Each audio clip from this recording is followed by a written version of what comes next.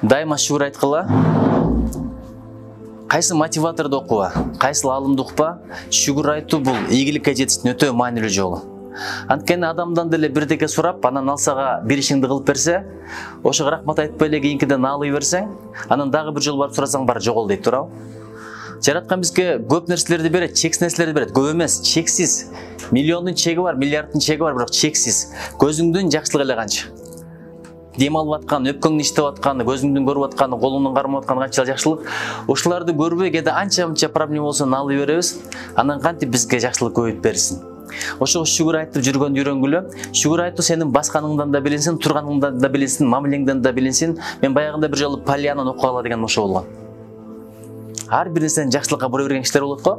Ошолордун жанында жүрсөңөр, маанайыңар да жарык болот, жашагыңар да келет, мотивация да алып турасыңар.